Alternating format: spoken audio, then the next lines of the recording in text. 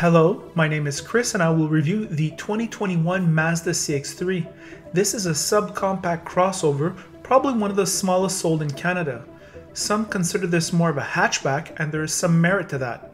I will look at the exterior, interior, and take it out on the road. The Mazda exterior styling does not disappoint, and I have heard many descriptors such as cute to describe CX-3 from the people who own it.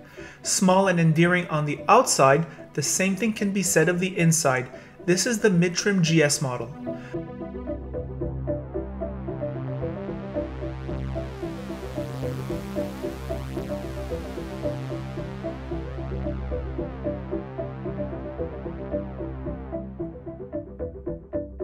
The trunk space is small by North American standards, and sitting behind myself, I could barely fit. Obviously, this is more of a 2+2 arrangement. I would not recommend this if you had children. In front, it is snug to say the least, but not uncomfortable. Ross and I are big guys, and despite an initial claustrophobia on entry, you eventually get used to it. This interior has many features of the previous generation of Mazda 3. Being the province of Quebec, there are a lot of these on the road. The ergonomics are familiar. The infotainment is an iDrive type interface, which I do not enjoy using, though many Mazda owners inform me promptly that they like it. Of course, the climate control is easy to use. The quality of the assembly and high-level materials of this interior and the beauty of its exterior are what sets it apart from the competition. The more you pay, the more you get. The base model covers the basics such as air conditioning, CarPlay and Auto, and G-Vectoring, which uses software to enhance how the car feels when taking curves. There is a 7-year rust warranty to reassure, as Mazdas were famous for rusting out a decade ago. This GS comes with premium cloth seats, heated everything, climate control, and reasonable 16-inch wheels. There is an optional luxury package and custom appearance package with the all-wheel drive model only. GT has 18-inch wheels, leather power seats, Bose sound system, and wireless Apple CarPlay. Nice touch. The best bargain would probably be the front-wheel drive mid-trim GS with no options at $23,650 Canadian plus destination, plus taxes, plus the various environmental levies. The 4-cylinder engine is a 2-liter that produces 148 horsepower and 146 pounds of torque with a 6-speed automatic. Despite its size, it is a top safety pick plus from IIHS. Fuel economy is 8.6 liters in the city, 7.4 liters on the highway, or 2732 mpg according to the EPA. Here are my thoughts on the road. Hello car lovers, driving the 2021 CX-3. This is the GS version. It has all-wheel drive. What to say about this vehicle? Off camera, I was talking to Ross and I was telling him, and he had the exact same sentiment as me. He's saying, I was saying that this is a car I'm seeing, like, I tried it a few years ago and now I feel this car is for the European market. I'm not sure about the North American market. I just feel people going to bigger and bigger vehicles, and that's a general observation. However, I do know people who have bought these vehicles. We are in the province of Quebec. Mazda is very strong in the province of Quebec. They are all satisfied. Every single one of them. The 3 I believe that I know, all female buyers. I'm going to start with this car's, I'm going to call it cuteness if you want. I'm not saying that in a negative way. This is a small vehicle and it looks small on the outside. It's small also on the inside. Not a lot of room in the hatch. Not really enough room in the back seat for myself sitting behind myself. So on that level, there lacks a convenience that a lot of its competitors have.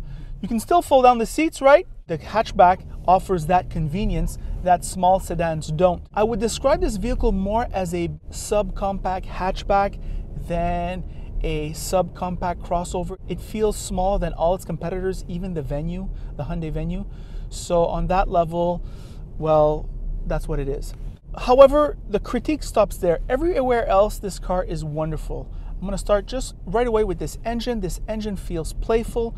This 2-liter engine, which could be criticized on other Mazda models, you can't criticize it here. There's plenty of power.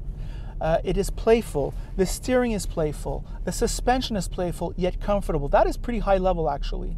Not negligible, the high quality of this suspension. They've stolen parts from different vehicles. I don't know if this is MX-5's arrangement so much as perhaps a Toyota Yaris. This center part here, very refined. This here comes from the previous generation Mazda 3. There is a nice quality tissue here which breaks up this interior beautifully. This started on the Mazda 6 GT Signature. However, it's trickling its way down, and it really offers a nice color breakup.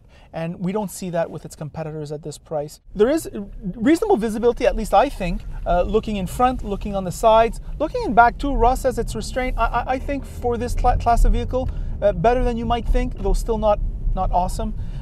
Looking behind, I'm pretty good. You're gonna love this vehicle when you're parking it. I mean, it's so small and the turning radius is so short. Really an urban vehicle. It is quiet on the highway. The bass sound system plays surprisingly well. The ergonomic for the climate control is very good. When I'm grabbing this steering wheel and looking at the speedometer, it's very big, huge speedometer. I mean, this speedometer is something you need when driving in Montreal, because Montreal has such absurdly low speed limits. For example, in Lachine, it's 30 kilometers an hour. Nobody does 30 kilometers an hour. So I'm constantly looking at my speedometer. It's nice that Mazda has a big one. Mazda Infotainment, yes, it looks good here. It has a minimalist style. However, it's not very snappy. Using the knob in the middle, I'm not a fan of it. It's not growing on me. I think the screen should be closer and should have a fully touch interface and a bit more of a snappier response if you're going to have that. It appears that Mazda's reliability is increasing. This transmission is a known entity. This engine is a known entity. So that's reassuring, complemented with a 3-year bumper-to-bumper warranty that's unlimited kilometers, the 5-year powertrain warranty, unlimited kilometers. That is very reassuring as far as I'm concerned. Given its intrinsic interior qualities, if you are one or two people, either empty nester boomers or perhaps a young couple, and you don't feel confined in here, I think it's highly recommendable because of those qualities that I mentioned. This interior is very high level once again. The exterior styling, very high level. And the reliability and the general qualities of the powertrain, very high level.